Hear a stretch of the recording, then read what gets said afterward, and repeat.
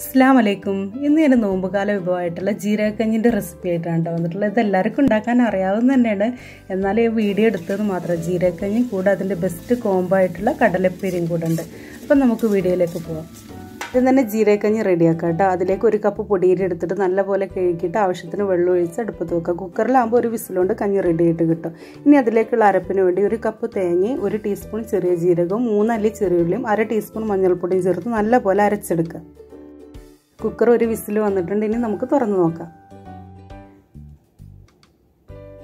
അരി നല്ലപോലെ വെന്ത് വന്നിട്ടുണ്ട്. ഇനി നമുക്ക് ഇതിലേക്ക് അരപ്പ് ചേർത്ത് കൊടുക്കാം കേട്ടോ. കുക്കറിലായതുകൊണ്ട് തന്നെ കൂടുതൽ വെള്ളം വെക്കാൻ പറ്റില്ല. വിസിലടിക്കുമ്പോൾ മൊത്തത്തിൽ തെറിക്കില്ല. അത് കാരണം തന്നെ ഞാൻ കുറച്ച് വെള്ളമാണ് വെച്ചത്. അപ്പോൾ ആവശ്യത്തിനുള്ള വെള്ളം ഇപ്പോൾ ഒഴിച്ചു കൊടുക്കാം. എന്നിട്ട് ഇതിലേക്കുള്ള ഉപ്പും കൂടെ ചേർത്തിട്ട് ചെറിയ തീയിൽ വേണം വേവിക്കാൻ. അധികം വെട്ടി തിളക്കരുത്. ചെറിയ തീയിൽ ഇത് മെല്ലനെ തിളപ്പിച്ചെടുത്തിട്ട് നമുക്ക് തീ ഓഫ് ചെയ്തിട്ടെടുക്കാം. നമ്മുടെ ജീരകക്കഞ്ഞി ഇതാ റെഡി ആയിട്ടുണ്ട്. ഇനി നമുക്ക് കടലപ്പേരി ഉണ്ടാക്കിയിട്ടെടുക്കാം.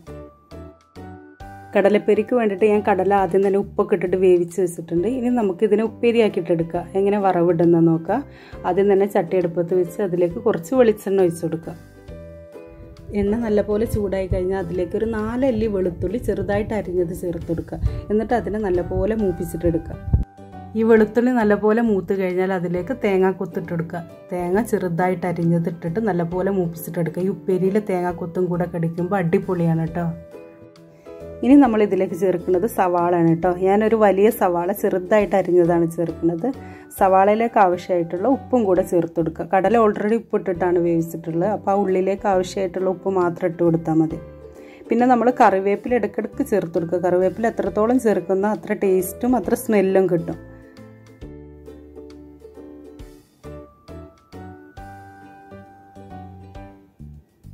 എരിവിനായിട്ട് 2 ടീസ്പൂൺ കാശ്മീരി മുളക് പൊടിയാണ് ചേർത്തെടുക്കുന്നത്.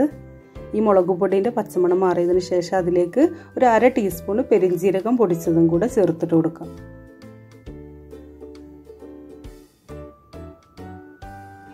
പെരിഞ്ജീരകം ലാസ്റ്റ് ഓഫ് ചെയ്യാൻ കാലം ഇട്ട് കൊടുക്കുന്നുണ്ട് കേട്ടോ. നല്ലൊരു സ്മെല്ലാണ് പെരിഞ്ജീരകം ഇടുമ്പോൾ. കറിവേപ്പില ഇങ്ങനെ ഇട്ടുകൊണ്ടേ ഇരിക്കുക. എന്നിട്ട് ഈ മസാലേൻ്റെ പച്ചമണമൊക്കെ മാറി കഴിയുമ്പോൾ അതിലേക്ക് നമ്മൾ വേവിച്ച് വെച്ച കടല കൂടി ഒഴിച്ചു കൊടുക്കുക. വെള്ളത്തോട് കൂടിയിട്ട് തന്നെ ഒഴിക്കണം കേട്ടോ. ആ വെള്ളത്തോട് കൂടിയിട്ട് ഒഴിക്കുമ്പോൾ നമ്മൾ ആ മസാലയിൽ ഇട്ടിട്ട് ഈ കടല വറ്റിച്ചെടുക്കുമ്പോൾ ആ കടലിൻ്റെ ടേസ്റ്റൊക്കെ നമുക്ക് കിട്ടും. എന്നിട്ട് വലിയ തീയിൽ വെച്ചിട്ട് തന്നെ വറ്റിച്ചിട്ടെടുക്കാൻ നോക്കുക.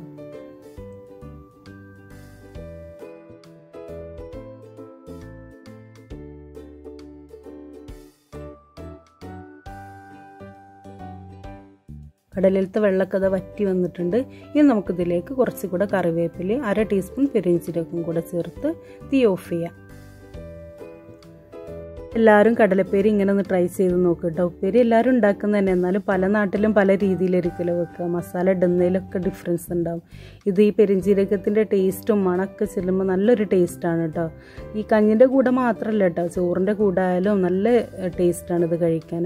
പിന്നെ നോമ്പിനൊക്കെ അധികവും ജീരകക്കഞ്ഞിയും കടലപ്പേരിയൊക്കെ നമ്മൾ ഉണ്ടാക്കലുണ്ട്. നല്ല ഹെൽത്തിയാണ്. നമുക്ക് കഴിച്ചു കഴിഞ്ഞാൽ ക്ഷീണത്തിനൊക്കെ നല്ലൊരു ആശ്വാസമാണ്. അപ്പോൾ എല്ലാവരും ഈ വീഡിയോ ഇഷ്ടപ്പെട്ടെങ്കിൽ സബ്സ്ക്രൈബ് ചെയ്യുക, ലൈക്ക് ചെയ്യുക, കമൻറ്റ് ചെയ്യുക, നിങ്ങളുടെ അഭിപ്രായങ്ങളൊക്കെ അറിയിക്കുക. അപ്പോൾ ഇൻഷാ അല്ലാഹ് നെക്സ്റ്റ് വീഡിയോയിൽ കാണാം. അസ്സലാമു അലൈക്കും.